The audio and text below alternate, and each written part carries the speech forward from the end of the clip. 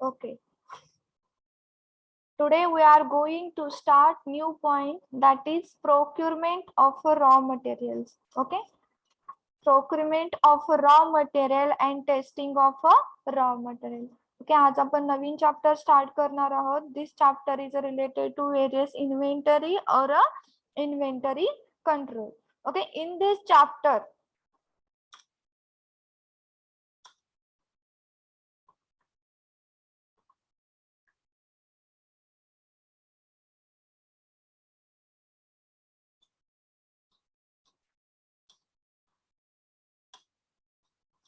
okay, in this chapter we will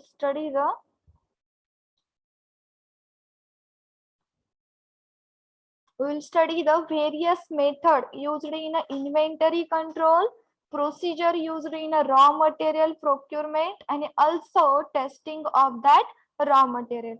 Okay, content of the chapter is the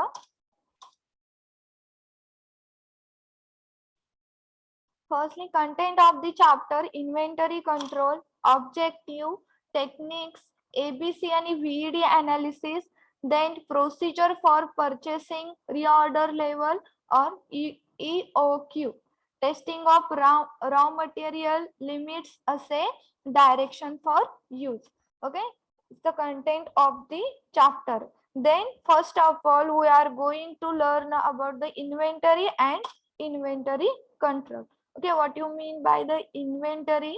Inventory means it is the sum of value of raw material, fuels and lubricants, spare parts, maintenance, consumable, semi-proceed material and finished goods stock of business firm. Okay, ह्याच्यामध्ये तुम्हाला inventory म्हणजे काय? एखादा आपण तुमचा business start करतात. Okay, मग त्याच्यासाठी तुम्हाला बिझनेस स्टार्ट करायचं म्हणल्यावर फर्स्टली आपण मेडिकल किंवा जे काही प्रोडक्शन घ्या, तुम्हाला रॉ मटेरियल त्याच्यासाठी लागेल. ते रॉ मटेरियल तुम्ही काय करणार? परचेस करणार.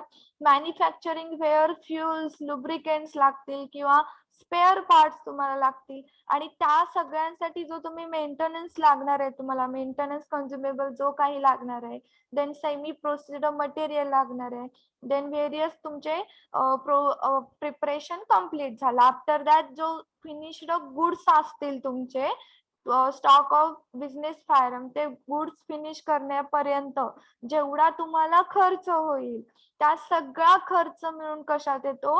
इन्व्हेंटरी. इन्व्हेंटरी म्हणजे काय? It is the sum of value.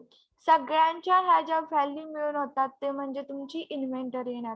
It is the sum of value of raw मटेरियलचा जे काही व्हॅल्यू असेल, फ्युएल अँड लुब्रिकंट्सची असेल, स्पेअर पार्ट्सची असेल, मेंटेनन्स कन्झ्युमेबल असेल किंवा semi proceed material and finished good stock of a business firm. समजलं सगळ्यांना इन्व्हेंटरी म्हणजे काय? Yes or no? Yes, ma'am. Okay, आता इन्व्हेंटरी नेक्स्ट पॉइंट आपण बघणार आहोत, इन्व्हेंटरी कंट्रोल. ओके, आता इन्व्हेंटरी कंट्रोल मध्ये काय येतं? तर in the inventory control, inventory control is a process of maintaining the optimum level of inventory by using any technique of inventory control. It is the systematic control, constant checking and evaluation of a stored inventory. First of all आपण काय पाहिलं की inventory म्हणजे काय? तर जे काही तुम्ही एखादा बिझनेस काही स्टार्ट करते त्याला लागणारे जे रॉ मटेरियलची व्हॅल्यू असेल, मेंटेनन्स असेल, स्पेअर पार्ट, ह्या सगळ्यांची व्हॅल्यू मिळून तुमची इन्व्हेंटरी करणार. तर ह्याच्यावरती पण तुम्हाला कंट्रोल पाहिजे, एक सिस्टमॅटिक कॉन्स्टंट चेकिंग आणि इव्हॅल्युएशन पाहिजे. तुम्ही कोणतंही रॉ मटेरियल घेणार का विदाउट चेकिंग? तुमच्या प्रोडक्शन साठी नाही. किंवा एखादं स्पेअर पार्ट घेत असाल, मेंटेनन्स तुमचा कंट्रोल मध्ये तुम्ही ठेवणार. एखादा बिझनेस करता म्हटलं तुम्ही मेंटेनन्स हॅलो प्रॉब्लेम तिला इन करून घेता का? हा मॅडम. ओके, देन तुम्हाला काय सांगितलं की कंट्रोल पाहिजे. जे काही तुम्ही ऑप्टिमम लेवल ऑफ इन्व्हेंटरी आहे ते मेंटेन मध्ये पाहिजे. तुम्ही एखादा प्रोडक्ट घेतलाय मार्केटिंग मधून तर त्याचे कंट्रोल, त्या प्रोडक्ट सिस्टमॅटिक कंट्रोल पाहिजे. तुम्ही ते प्रोडक्ट परचेस करता, प्रोक्युरमेंट करता किंवा त्या प्रोडक्ट घेता, तर एखादा परचेस करताना तुम्ही त्याचं कॉन्स्टंट चेकिंग आणि इव्हॅल्युएशन करूनच तुम्ही तो प्रोडक्ट किंवा तुमचे जे काही गुड्स असतील, रॉ मटेरियल असतील ते तुम्ही इव्हॅल्युएशन करूनच स्टोअर केले पाहिजे तुमच्या इन्व्हेंटरी मध्ये फॉर प्रिपरेशन साठी किंवा प्रोडक्शन साठी. इथे आलं तुमचं इन्व्हेंटरी कंट्रोल कम्प्लीट होतं.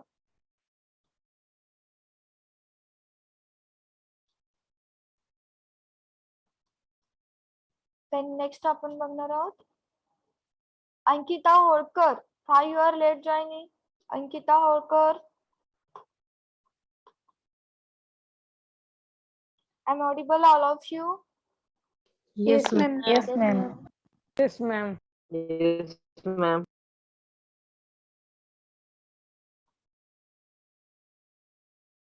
Wait for 2 minutes.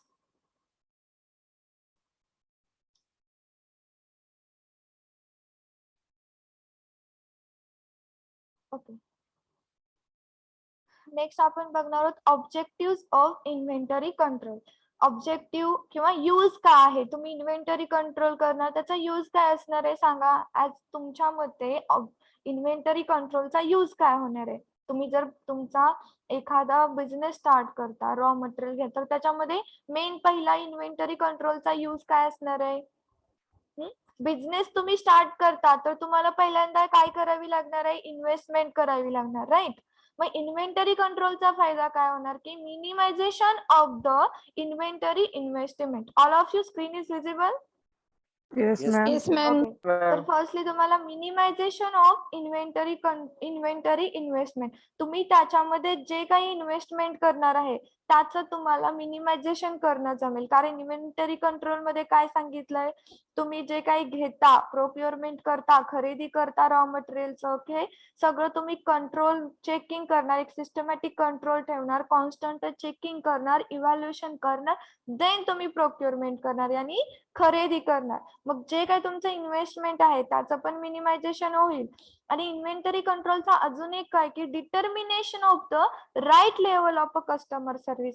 तुम्ही तुमचा बिझनेस स्टार्ट केला आणि तुम्हाला ते कस्टमर सर्व्हिस करायचे, तर त्याच्यामधून तुम्हाला कळेल की कोणत्या लेवल पर्यंत जाऊन तुम्ही त्या कस्टमरला तुम्ही कन्व्हिन्स करू शकता, तुमचा प्रोडक्ट तुम्ही तिथं देऊ शकता.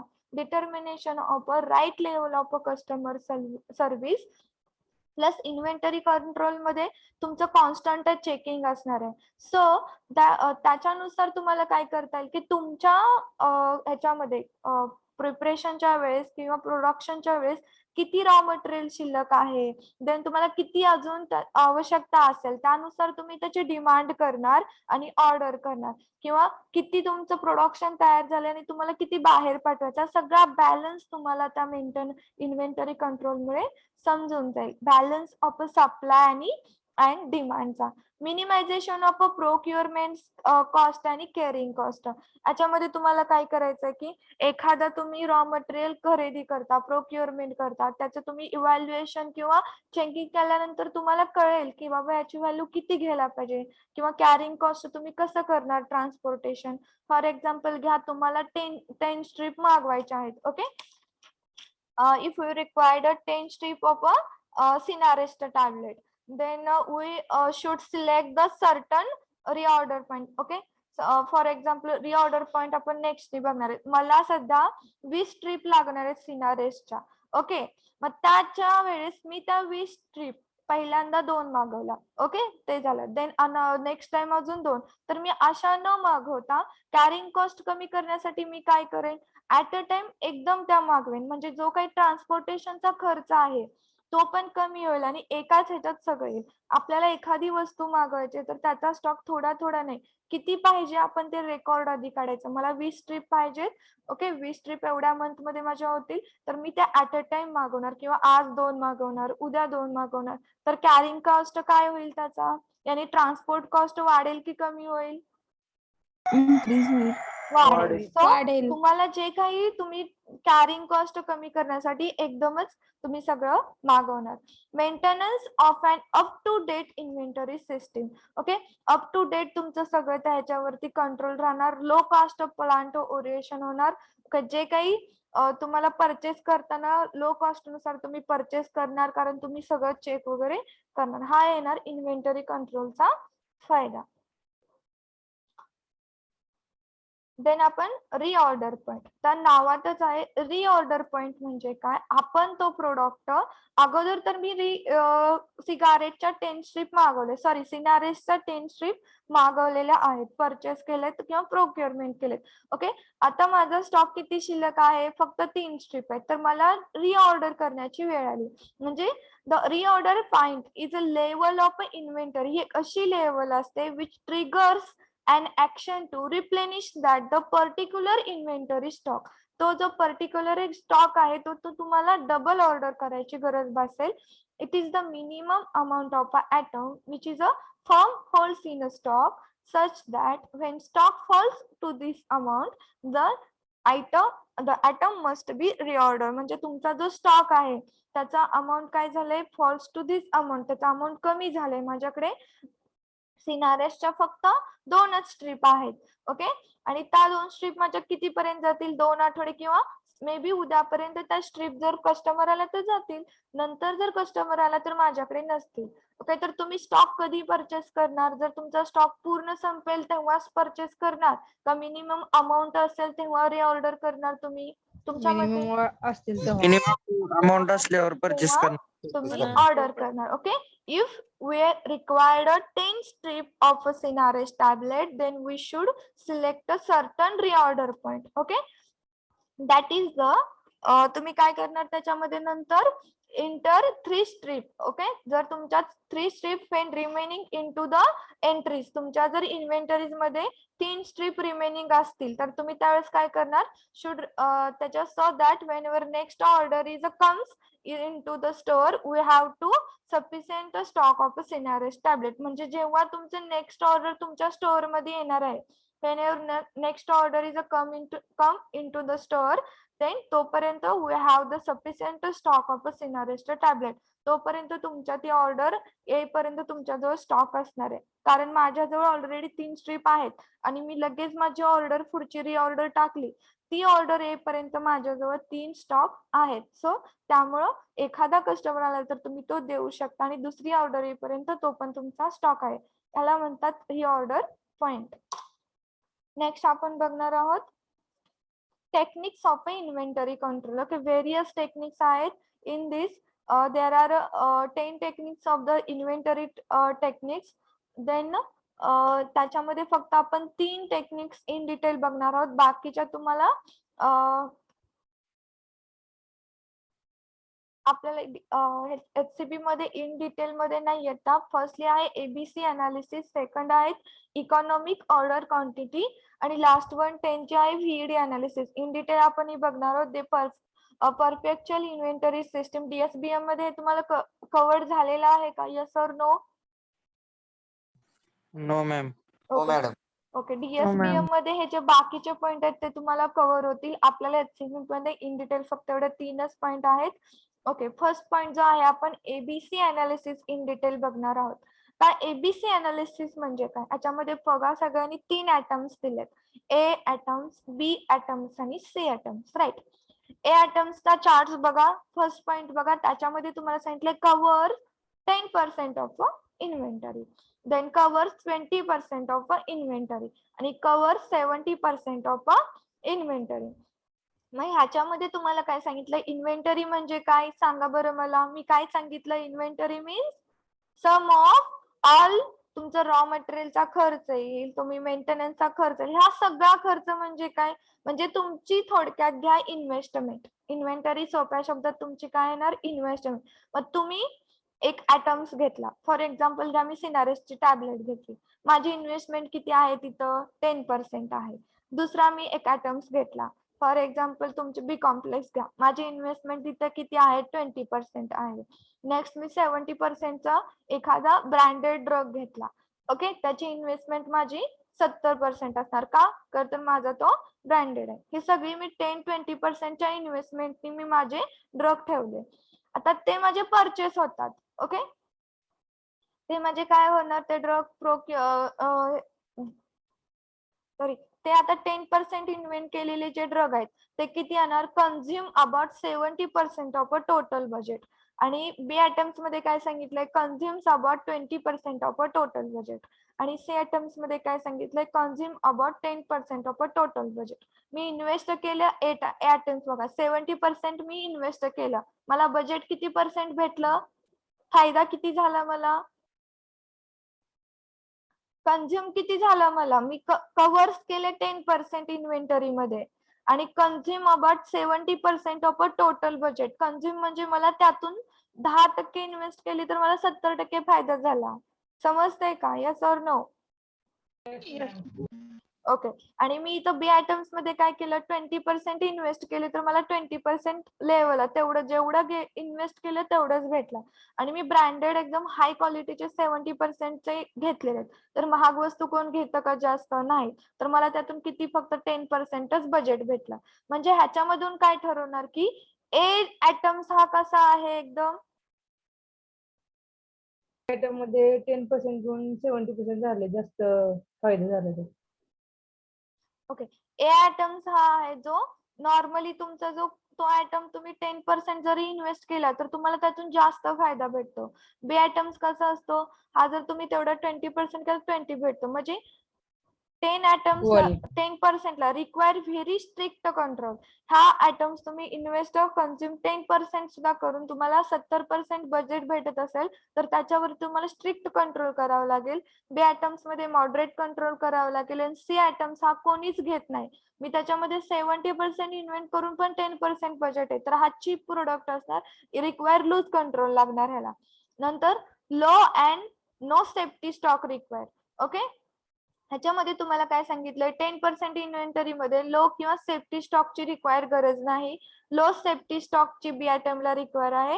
हा आयटम एकतर मी जास्त पैसे खर्च करून तो खरेदी केलाय, त्यासाठी त्याला सेफ्टीची गरज आहे. ओके. या आयटम्सला नीड्स मॅक्झिमम फॉलोअप. एकतर त्याचं बजेट मला जास्त येते, सो मी त्याचा फॉलोअप कसं घेणार की बाबा 10 दिवसाला माझे हे किती गेले प्रोडक्ट, ह्याचा मी मॅक्झिमम फॉलोअप घेणार. बी आयटम मध्ये जसं पिरियडिक टेबल आहे तो नॉर्मल मीडियम लेवलला त्याचा फॉलोअप घ्यायचा तुम्ही.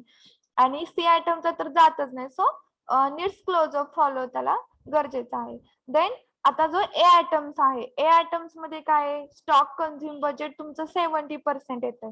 सो हा जो ए आयटम्स आहे तो आयटम सिनियर ऑफिसर हँडल करतो. बी आयटम्स आहे तो मिडल मॅनेजमेंट हँडल करतो. आणि सी आयटम्स आहे तो कोणत्याही एका ऑफिशियल डिपार्टमेंटने हँडल केला तर जातो. जास्त ए आयटम जातोय तर तो सिनियर ऑफिसर कडे जाणार, मिडल मॅनेजमेंट कडे बी जाणार आणि सी कडे ऑफिशियल. म्हणजे एबीसी अनालिसिस मध्ये तुम्हाला काय सांगितलंय की तुम्ही एखादा बिझनेस करता आणि त्या बिझनेस मध्ये तुम्ही तुमचे 3 प्रोडक्ट ठेवले, 3 प्रोडक्टची तुम्ही इन्व्हेस्टमेंट केली, ह्या ड्रगची एवढी इन्व्हेस्टमेंट, मग त्याच्यानुसार नंतर तुम्ही बजेट काढलं की मी एवढं इन्व्हेस्टमेंट केलंय तर मला किती पर्सेंटेज मध्ये बजेट आलं, आणि त्याच्यावरती मग मी कसं कंट्रोल ठेवणार, कुणाकडे ते हँडेड देणार, हे सगळं एबीसी अनालिसिस मधून तुम्हाला समजून जातं. समजलं सगळ्यांना एबीसी अनालिसिस? Yes ma'am. आता ह्याचा ऍडव्हान्टेज काय समजलं असेल तुम्हाला की किती इन्व्हेस्टमेंट कोणत्या ड्रग मध्ये करायला पाहिजे हे समजतं की नाही याच्यावरून, yes or no? Yes. Okay. Investment in inventory can be regulated. Funds can be utilized in a best possible manner. Okay. Good manners नी म्हणजे तुम्हाला त्याच्यामध्ये किती युटिलाइज फंड करायला पाहिजे हे पण तुम्हाला त्याच्यानुसार काय करतं, समजून जातं. नेक्स्ट आपण बघणार आहोत point economic order quantity. Economic order quantity मध्ये काय येतं,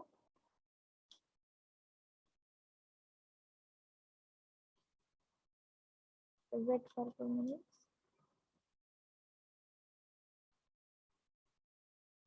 मोनाली गवडे प्रेझेंट आहेत, Monali Gawade, yes or no?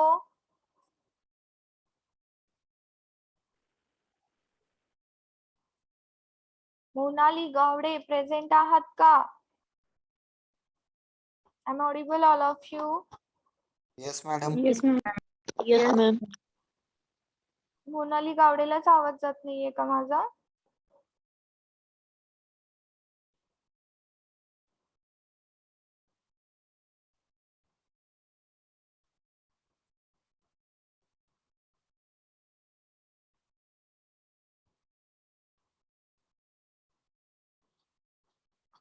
Okay, त्यांना आवाज जात नाही तर त्यांनी लेक्चर मध्ये तर राहून काय करणार आहेत? रिमूव्ह केले त्यांना. ओके, मोनाली काव.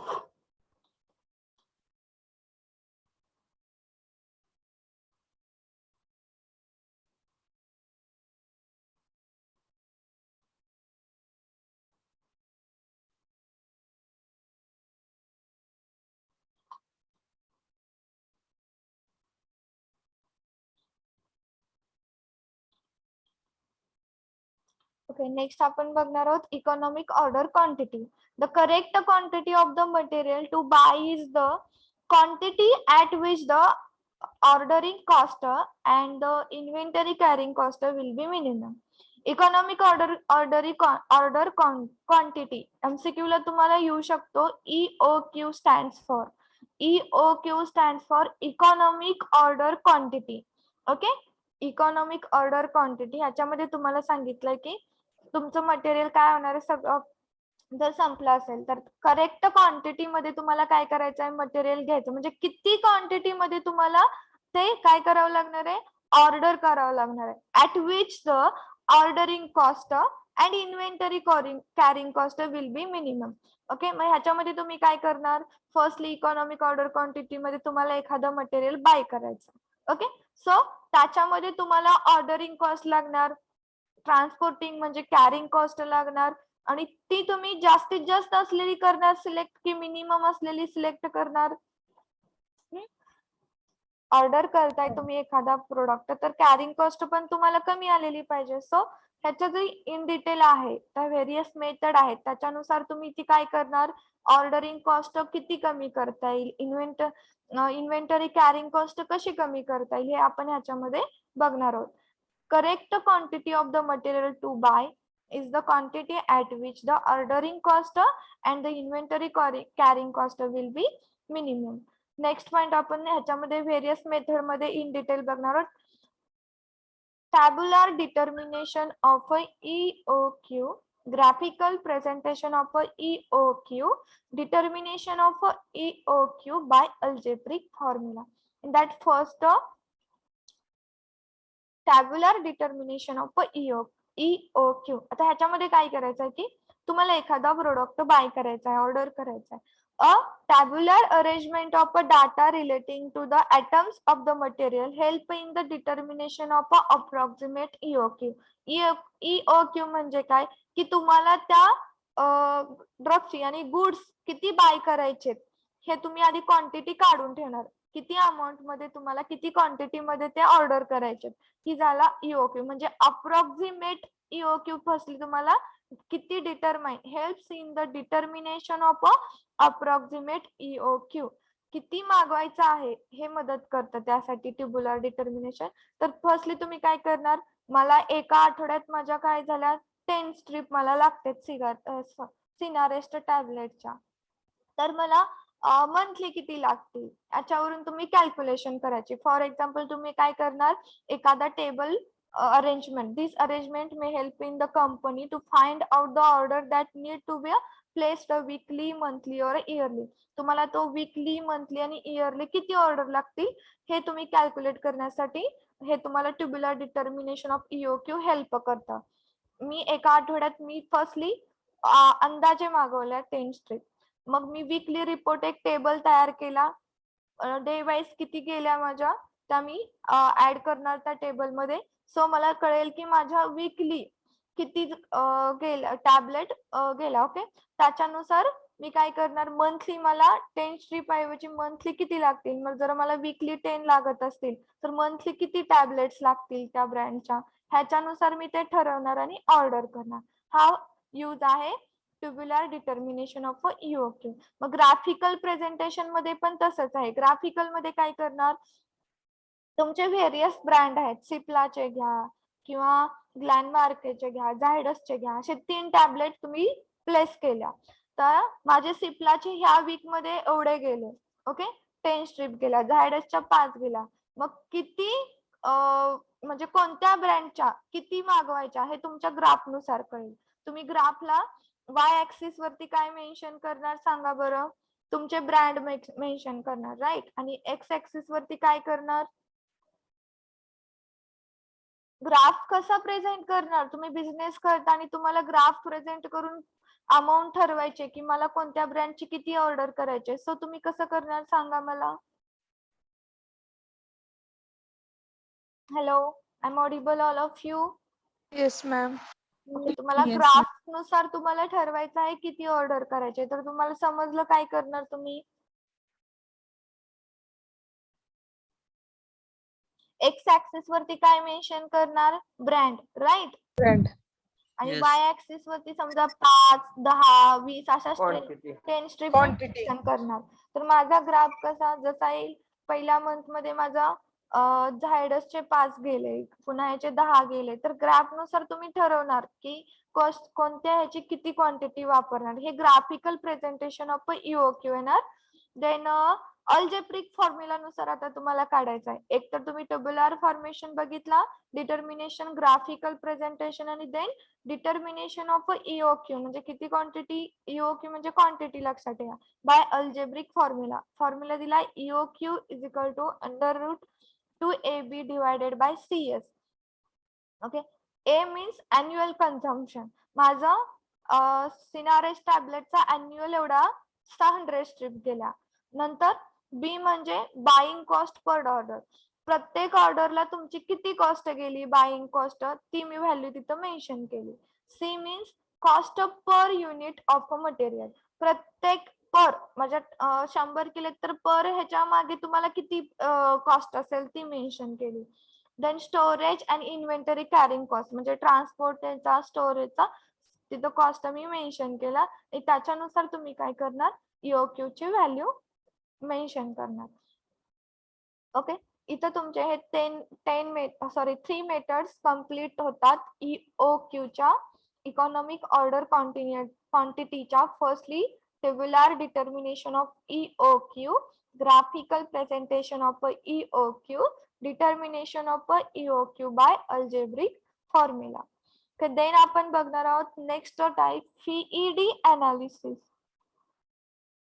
FEED analysis means this system is based on the utility of atoms. In a drugstore, FEED analysis is useful in a controlling, maintaining of a stock of various types of formulation of a particular group of a drug. The older the brand, the greater will be its requirement. The best way to calculate the requirement is to classify the different brands of a drug into following category. म्हणजे ह्याच्यामध्ये काय सांगितलं की एखाद्या ब्रँडचा drug आहे. Okay. तर तुम्हाला माहित आहे जो ब्रँड जुना असेल त्याच कस्टमर काय, जसं सिप्लाचं सगळ्यांना माहित आहे. तर तुम्ही एखादा नवीन ब्रँड मार्केटमध्ये आलाय तर तुम्ही नवीन घेणार की जुना ब्रँड मागवणार, काय करणार? Older brand. रिक्वायरमेंट कशाची तुमच्या जवळ जास्त ठेवणार? Old brand. ओल्डर ब्रँडची. ओके. म्हणजे ही जी VAD अनालिसिस आहे ती कशासाठी युजफुल आहे की एखाद्या पर्टिक्युलर ग्रुप ऑफ ड्रग्स साठी ती युजफुल आहे की म्हणजे फॉर एक्झाम्पल तुम्हाला ऍस्पिरिन घ्या. आपण नेक्स्ट VAD म्हणजे काय बघा. VAD म्हणजे V means vital, E means essential, D means desirable. Vitals मध्ये असे येतात जे ब्रँडेड मध्ये येतात. E म्हणजे इसेन्शियल म्हणजे मीडियम प्रमाणात ते घेतले जातात. डिझायरेबल म्हणजे ते कधीतरी, आता तुम्हाला माहित आहे ऍस्पिरिनची tablet for example acetyl salicylic ऍसिडचं ब्रँड म्हणजे डिस्पिरिन आहे जे. देन त्याच्यानंतर इसेन्शियल ब्रँड वापरतं त्या ऍस्पिरिनचं मायक्रोपायरिन आहे. आणि अनासिन तर सगळ्यांना माहित आहे जी डिझायरेबल वापरली जाते. ओके. मग ऍस्पिरिनचे हे 3 ब्रँड आहेत. तर मला सांगा विटल म्हणजे सगळ्यात जास्त वापरलेला, इसेन्शियल आणि डिझायरेबल. मी ऍस्पिरिनचे काय केले, माझ्या मेडिकल मध्ये तिन्ही ठेवले ब्रँड. आणि त्या तिन्ही ब्रँड मध्ये मी व्हिटल मध्ये, इसेन्शियल आणि D ह्या तिन्ही ग्रुप मध्ये मी त्यांना काय केलं, डिवाइड केलं. आणि त्या डिवायडेशन नुसार मी काय करणार, त्यांचं ऑर्डर करणार, अनालिसिस करणार. Okay. There should be maximum stock of a vital item followed by essential item and then desirable item.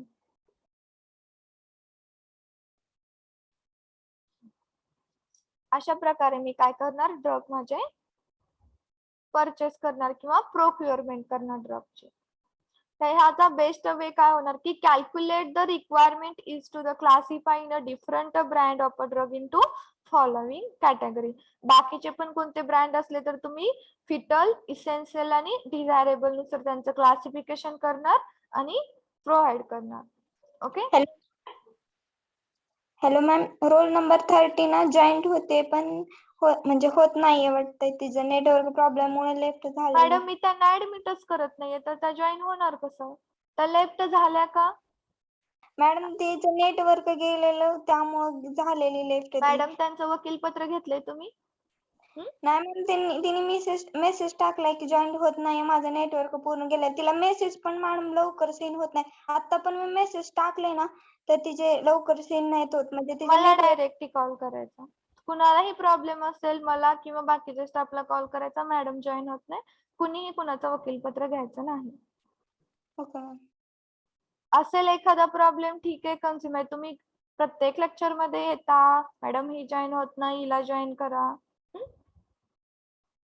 केलंय ऍडमिट मॅडम, विचारा तुमच्या मैत्रिणींना. आता घेतलेच तुम्ही त्यांचं वकीलपत्र तर विचारा त्यांना जॉईन झाल्यात का म्हणून.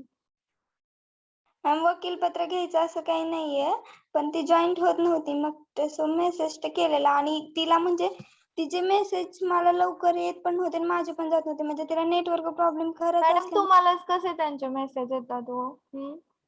मॅडम मेसेज म्हणजे तिचे मेसेज मला लवकर येत पण नव्हते आणि माझे पण तिला जात नव्हते. नेटवर्क प्रॉब्लेम असल्यामुळं बहुतेक नसतील लवकर होत. मग तिने टाकलेला मेसेज की मी जॉईन होत नाहीये, मी लेफ्ट झाले.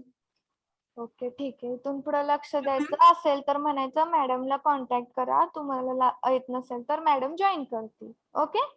प्रत्येक हॅलो मॅम. lecture मध्ये बोला. मॅम खरंच नेटवर्क इश्यू झालता, म्हणजे अचानकच लेफ्ट झालती. ओके ठीक आहे. तसा मेसेज टाकत जावा, ज्यांचं लेक्चर असेल त्यांना, किंवा लेक्चर मध्ये मेसेज टाकायचा. Okay ma'am. लेक्चर मध्ये तर येत नाही किंवा पर्सनली टाकायचा, मॅडम नेटवर्क प्रॉब्लेम आहे, join. Okay ma'am. Okay. Next आपण हा, मॅम. बघतो कोणता पॉइंट, फिटल, इसेन्शियल आणि डिझायरेबल नुसार तुम्ही ग्रुप करणार. आणि हे युजफुल कशासाठी असणार आहे की तुम्ही त्या स्टॉक वरती कंट्रोल आणि एक मेंटेनन्स ठेवणार. Useful in a controlling and maintenance the stock of a various type of a formulation of a particular group of a drug. Then next आपण बघणार आहात पर्चेसिंग प्रोसिजर. आता पर्चेसिंग प्रोसिजर मध्ये तुम्ही एखादा ड्रग घेतल्यापासून तो ड्रग तुम्ही विकण्यापर्यंत बघणार. त्याच्या व्हेरियस स्टेप आहेत, टोटल 7 स्टेप आहेत. First step is a purchase requisition. आता रिक्विशन म्हणजे काय माहित आहे ना तुम्हाला? Yes or no? What you mean by the requisition? मला एवढी रिक्विशन कंप्लीट करायची आहे, तर रिक्विशन म्हणजे काय? माहित आहे ना तुम्हाला? सांगा. रिक्विशन मीन्स फिल द रिक्विशन फॉर्म. रिक्विशन म्हणजे काय येणार मग त्याचा आन्सर? All of you. हा बोला. Hello. Requisition means purchase requisition. Hello. Order का मॅम? ओके, म्हणजे तुम्हाला किती तिथं गरजेचं आहे. समजा माझ्याकडे 3 स्टॉक आहे, 3 आहेत, तर मला 10 याची रिक्विशन पूर्ण करायचे, 10 लागणार आहेत, तर तो रिक्विशनचा मिनिंग आहे. Whenever the existing stock of the article reaches to the minimum level और reorder level, the person in charge of the store ledger fills the requisition form, send it to purchase department, mentioning the type, quantity, quality, quantity of the item to be purchased. रिक्विशनची गरज कधी भासणार?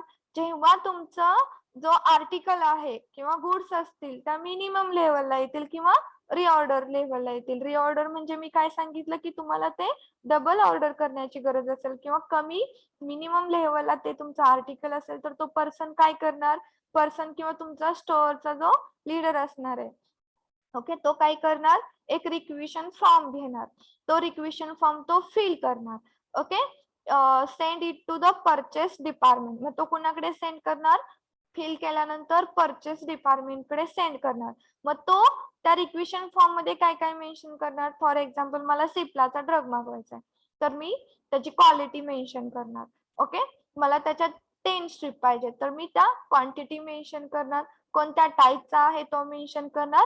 Then send it to the purchase department. Okay, ही झालं तुमची purchase requisition. Firstly तुम्ही काय केलं, आता मी ऑर्डर केला माझ्या ड्रगचा. कधी मिनिमम लेवल किंवा रिऑर्डर लेवल असेल तेव्हा तो स्टोअर इंचार्जला मी सांगणार की एवढं एवढं ड्रग राहिलेत तुम्ही मागवा. तो रिक्वेशन फिल करणार आणि परचेस डिपार्टमेंट कडे पुढे पाठवणार, क्वांटिटी, क्वालिटी आणि टाइप मेन्शन करून. नेक्स्ट काय येणार आता, देन तुम्हाला आता तुम्ही तिकडे सांगितलं की एवढ्या क्वांटिटीचे एवढे पाहिजेत, तर तो काय करणार purchase department, a list of items to be purchased is sent to a various supplier or a tender is invited through the leading newspaper. म्हणजे मी काय करणार, व्हेरियस सप्लायर आहेत तर मी त्यांना सांगणार की मला 10 स्ट्रीप पाहिजेत सिनारेसच्या. ओके, तर किंवा 10 स्ट्रीप पाहिजेत बी कॉम्प्लेक्स कॅप्सूलच्या. तर मी व्हेरियस सप्लायरला सांगणार, किंवा जे काही टेंडर असतात त्यांना मी काय करणार, न्यूजपेपरला ऍड देणार की माझ्या स्टोअर मध्ये एवढ्या एवढ्या कॅप्सूलच्या रिक्विशन आहे. ओके, क्वांटिटी, क्वालिटी मी सगळी मेन्शन करणार आहे. न्यूजपेपर थ्रू काय करणार, मी त्यांना इन्व्हाइट करणार. On the receiving the quotation from different supplier, the comparative statement of all the quotation received is prepared. The supplier which has quoted the lowest rate of generally selected. मग मी काय करणार, मी newspaper मध्ये पण add दिली होती, plus various सप्लायरला मी काय केली होती, लिस्ट ऑफ आयटम्स सेंड केली होती. सो देन व्हेरियस सप्लायर येणार माझ्याकडे, quotation, receiving quotation newspaper through आलेले आणि बाकीचे. तर कोण काय म्हणणार की मी प्रत्येकाच्या मागे 10% डिस्काउंट देणार, बाकीचा म्हणणार मला 20%, एक म्हणला मी 30% देणार. मला सांगा मी कुणाकडून सप्लाय घेणार, जो मला 30%. 30%. तर त्याच्यानुसार तुम्ही काय करणार, supplier which has a quoted the lowest rate is a generally मी काय करणार, तो सिलेक्ट करणार. जो सप्लायर मला लोएस्ट रेटनी देईल तो मी काय केलं, सिलेक्ट झाला. इथं आपण आपला प्रोडक्ट सिलेक्ट केला. तर देन आपण काय करणार, placing the order. The order is a placed on the, मी तर सिलेक्ट केलं, मी त्यांना सांगितलं ठीक आहे मी आता तुमच्याकडून घेते. The order is a placed on the standard purchase order form also known as a supply order, on which detailed specification of item like quantity required, price, other term आणि condition are mentioned. मी काय करणार, select तर केला, आता मला order द्यायचे, मला 10 strip पाहिजे, तर मी त्यालाच तुम्ही काय बोलणार, स्टँडर्ड परचेस ऑर्डरला सप्लाय ऑर्डर बोलणार. त्याच्यामध्ये तुम्ही डिटेल स्पेसिफिकेशन ऑफ आयटम्स, त्याची क्वांटिटी किती रिक्वायर्ड आहे ती मेन्शन करणार, प्राइस आणि बाकीच्या ज्या काही टर्म कंडिशन असतील त्या तुम्ही तिथं काय करणार, मेन्शन करणार आणि तुम्ही ऑर्डर प्लेस करून देणार. तर सप्लाय ऑर्डर मध्ये काय असतात, तुम्हाला त्याच्या फक्त एक कॉपी नाही बनवायची, 5 ते 6 कॉपी तुम्हाला बनवायच्या आहेत. लीगल, इट इज ही एक लीगल डॉक्युमेंट आणि हा डॉक्युमेंट तुम्हाला नीट ठेवाव्या लागतात. त्याच्या 5 ते 6 कॉपी बनवायच्या. 2 कॉपी कुणाकडे देणार, सप्लायर कडे देणार. मी प्लेस ऑर्डर केली सप्लाय ऑर्डर वरती, 2 कॉपी सप्लायरला देणार, 1 कॉपी मी अकाउंट डिपार्टमेंटला देणार की मी एवढे एवढे ड्रग ऑर्डर केले म्हणून, आणि 1 कॉपी जी राहिलेली असेल ती परचेस मॅनेजर, म्हणजे जो कोणी खरेदी करणारा मॅनेजर आहे तो ऑर्डर आल्यानंतर त्याच्याकडे मी 1 कॉपी देणार. अशा आपण तुम्ही 5 किंवा 6, मिनिमम 5 तरी कॉपी तुम्हाला काय करावे लागणार आहे, प्रिपेअर करावं लागणार आहे. ओके, इथं झालं तुमचं प्लेसिंग. आफ्टर प्लेसिंग ऑर्डर दिली, आता then receiving and checking of a material. तुमचं मटेरियल ऑर्डर तुमची आली, the material which is supplied by the supplier is received, inspect for its quantity for that it is compared with the challan from the invoice bill sent by the supplier. Me order केले, माझ्याकडे strip आहे, okay, supply order आहे, त्याच्यामध्ये मी सिप्लाच्या किंवा 10 Sinarest सांगितला. Okay, बाकीच्या पॅरासिटामॉलची another मी ऍसिक्लोफिनॅकची सांगितली किंवा बाकीची दुसरी पॅरासिटामॉल एखादी मेप्टाल्फास सांगितली. तर मी प्रत्येक क्वालिटी बघणार, मी एवढ्याच्या 5 सांगितल्या, त्यांनी मला 5 स्ट्रीप सप्लाय केलेत का, एवढ्या सिरप सांगितले त्याच्या मी 10 बॉटल सांगितल्या, 10च बॉटल आलेत का, या क्वालिटीच्या सांगितलेल्या, या ब्रँडच्या सांगितल्या, त्याच ब्रँडच्या आलेत का, हे सगळं तुम्ही चेक करणार आणि देन तुम्ही ते ऑर्डर काय करणार, तुमच्या स्टोअर मध्ये ठेवून देणार. जर एखादी ऑर्डर कमी असेल तर तुम्ही ते तसं मेन्शन करणार ऍज कम्पेअर्ड विथ चलन, आणि आफ्टर दॅट तुम्ही काय करणार, bill send bye the supplier. त्याच्यानंतर तुम्ही त्या सप्लायरला बिल सेंड करणार. इथपर्यंत तुमची सगळी प्रोसिजर परचेसिंग ते रिसिव्हिंग पर्यंत कम्प्लीट होते. समजलं सगळ्यांना? अगेन लास्ट, आता तुम्ही the bills are send to the account section. Account section कडे बिल सेंड करणार. तुम्ही क्वांटिटी वाईज त्या सप्लायरनं बिल पण मेन्शन केलेलं असतं. ते बिल अकाउंट सेक्शन कडे सेंड करणार. Where the bill are entered into the account book. ते बिल तुम्ही अकाउंट बुक मध्ये एंटर करायचं. Release the payment to the supplier. Then according to the term आणि condition of the supply order the payment is released to the account section of the buyer. तिथं तुम्ही ते काय करणार, payment release करणार. इथपर्यंत तुमचं परचेसिंग ते रिलीजिंग पर्यंत प्रोसिजर कम्प्लीट होते. इथपर्यंत समजलं सगळ्यांना? Up to this any queries all of Yes, you? ma'am. Yes, madam. Okay. Gauri Agale present आहेत? Gauri Agale, yes or no? Gauri present आहात का? Yes ma'am. लेफ्ट का झाला होता तुम्ही? नेटवर्क प्रॉब्लेम मुळे झालते मॅम. किती वेळ झाला लेफ्ट झालता गौरी? 1 मिनिटच झालं मॅम. रिजॉईन केलं.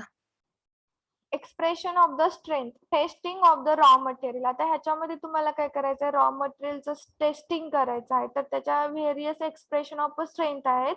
इन शॉर्ट फक्त तुम्हाला याच्यामध्ये सांगितलं की व्हॅल्यूमच्या इनिशियल व्हॅल्यूमला आपण काय इंडिकेट करतो, जसं वेटला ग्रॅम करतो. व्हॅल्यूमला काय असतं? व्हॅल्यूमला काय असतं? मिलीग्रॅम.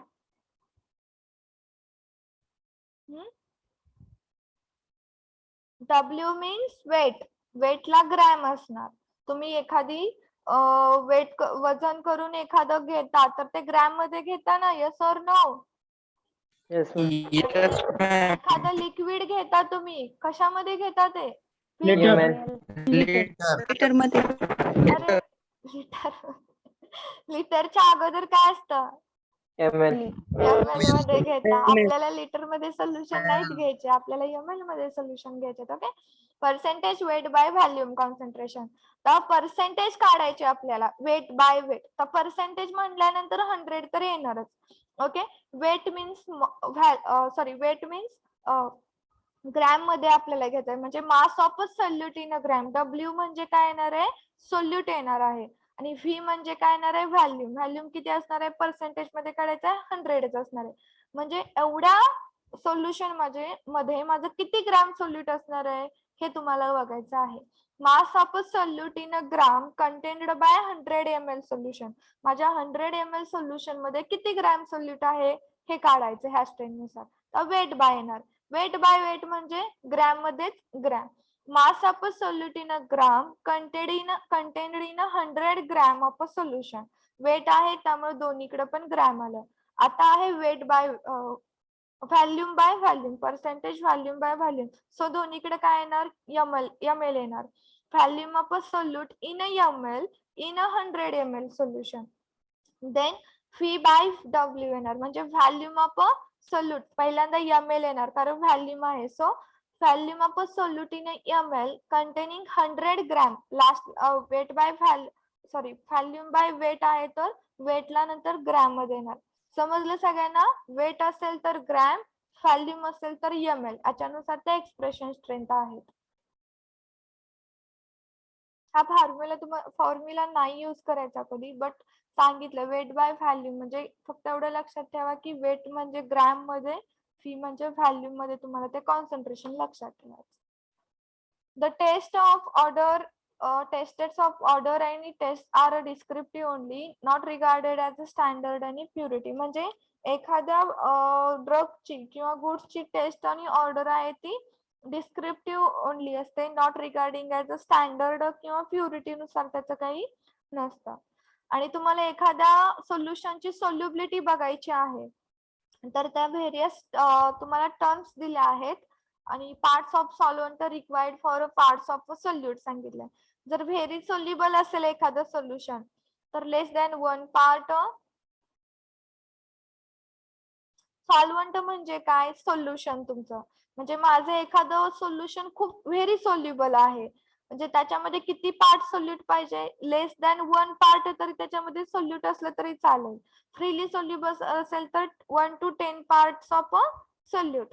सोल्युबल असेल तर 10 to 30 parts of required for a solute. किती लागणार त्याला, वरती बघा, parts of a solvent required for a part of a solute.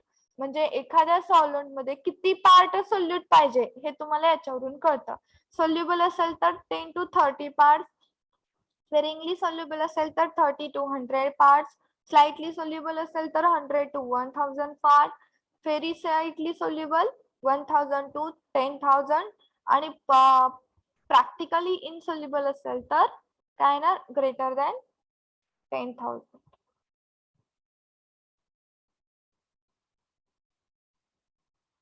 Okay, इथं तुम्हाला हा टर्म सांगितलेला आहे सोल्युबिलिटीच्या. देन टेस्ट आणि असे मध्ये आपल्याला टेस्ट मध्ये आपण बघितले प्रोसिजर मध्ये असे and test procedure are provided for determining the compliance with pharmaceutical standard. The method are given in an official book like IP. आपण एखादं टेस्ट प्रोसिजर करतो तर त्याच्यामध्ये जे रीडिंग असतात ते ऍज पर कुणाशी कम्पेअर करून आपण रिझल्ट लिहितो, ऍज पर आयपी नुसार, इंडियन फार्माकोपिया नुसार.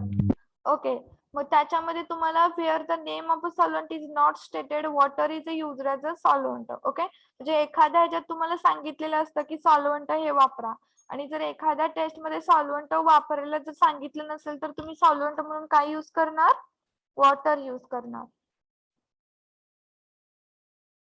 असे मध्ये सांगितलं की असे मध्ये तुम्ही काय करणार, जो तुमचा सॅम्पल आहे तो सॅम्पल घेणार, जे काही तुम्हाला त्या ऑफिशियल बुक नुसार क्वांटिटी ऍड करायला सांगितलं ऍड करणार, वेड करणार आणि टेस्ट करणार. आता ब्लँक प्रोसिजर करायचे. ब्लँक मध्ये तुम्ही काय सांगितलं होतं मी तुम्हाला, सॅम्पल घेणार का ब्लँक मध्ये,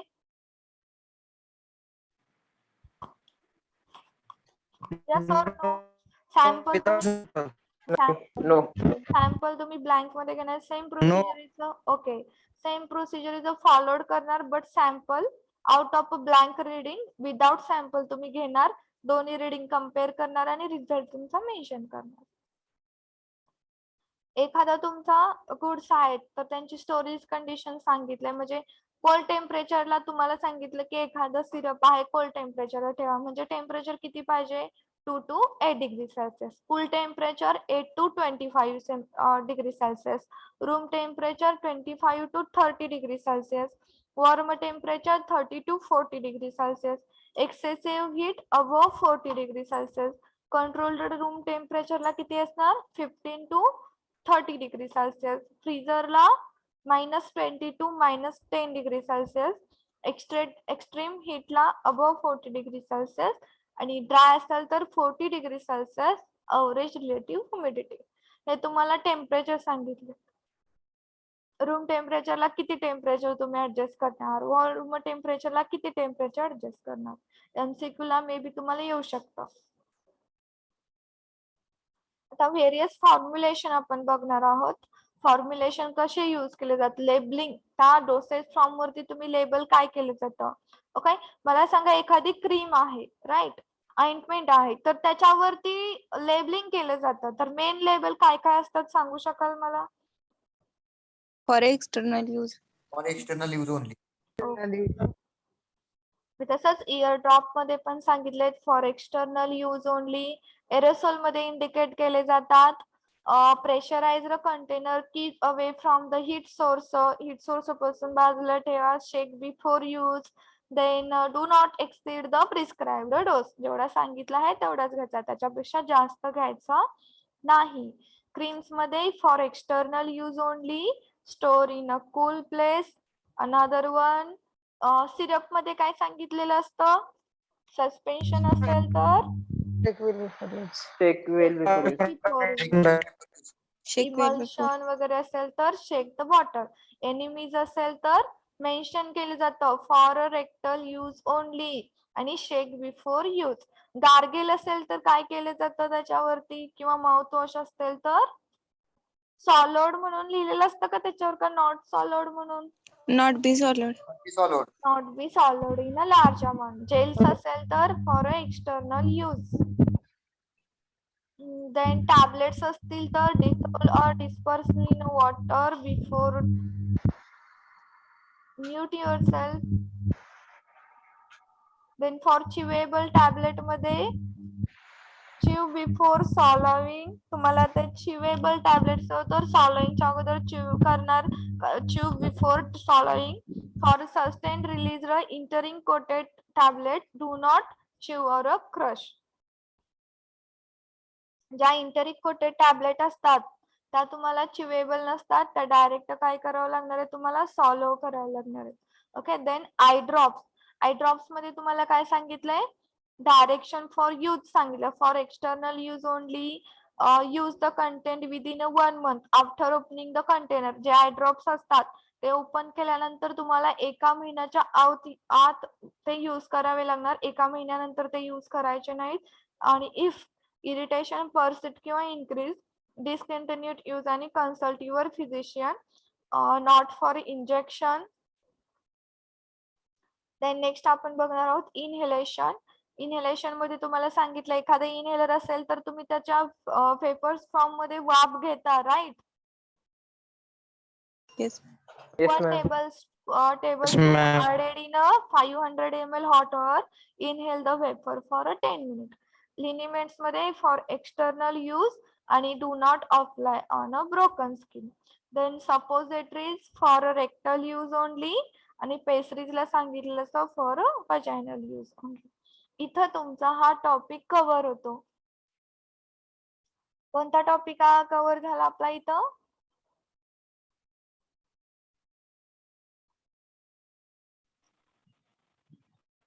Which topic is covered? Procurement of raw materials. Procurement of raw material Testing and of raw testing material. of raw material. Okay. Hospital and clinical pharmacy आपण रिवाइज करू.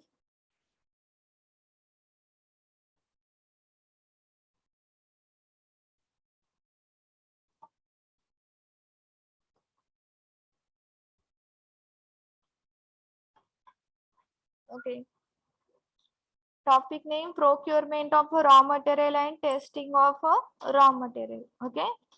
In that firstly we have see the content of the chapter inventory control, objective techniques, ABC and PD analysis, then procurement of purchasing, reorder level or EOQ, then testing of raw material limits असे आणि various dosage form च्या direction पाहिला.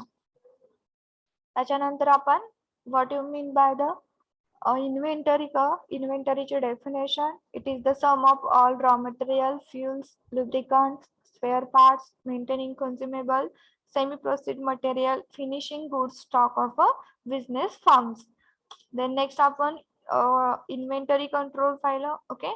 In that it is a systematic control, constant checking and evaluation of a store inventories. Then next point objectives आपण read केला. Various minimisation, किती investment करायची, demand balance, supply and demand, maintenance up to date, inventory control समजणार. त्याच्या low cost plant orientation. Then reorder point आपण cover केला. Okay. Reorder point समजला सगळ्यांना? Hello, am I audible all of you? Yes, ma'am. Then आपण 3 techniques in detail पाहिला. ABC, economic order quantity आणि व्हीडी. ABC मध्ये आपण 3 ऍटम्स डिस्ट्रीब्यूट करून त्याच्यानुसार पाहिले. देन नेक्स्ट आपण EOQ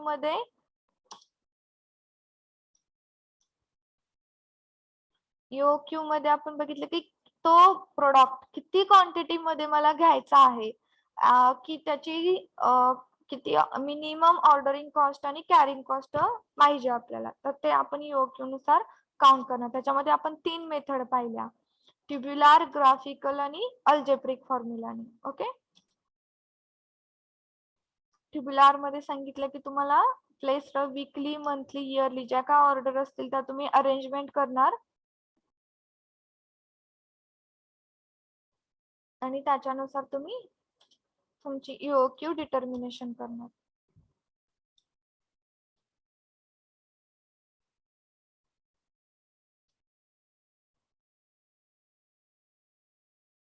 Wait for 2 minutes.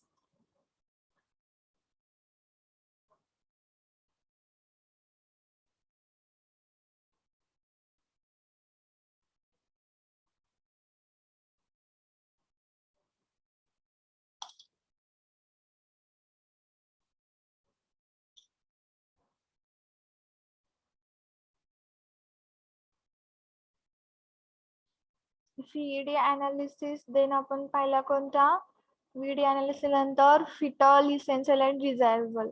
After this purchase procedure पाहिली, in that firstly purchase requisition, then selection of the supplier. After the selection, placing the order, then supply order, then receiving and checking of material, then checking of invoice or bills, then reordering, recording of a bill in a books, releasing the payment to the supplier. हा आपण various procedure step पाहिला purchasing चा. Then testing of a raw material, in that firstly expression of a strength and then direction for use. Okay, order and test, solubility, various assay test करणार तुम्ही ते ऑर्डरच्या various assay test and assay.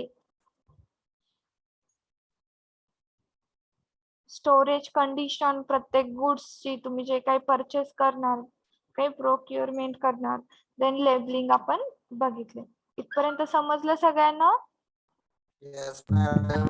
Yes, ma'am. ह्या topic मध्ये कुणाला काही अडचण, काही समजलं नाही वगैरे? No, ma'am. No, madam. सेशनलचं टाइम टेबल पाहिलं सगळ्यांनी? Yes, madam. Yes, ma'am. Yes, ma'am. सगळ्यांनी स्टडी चालू करा.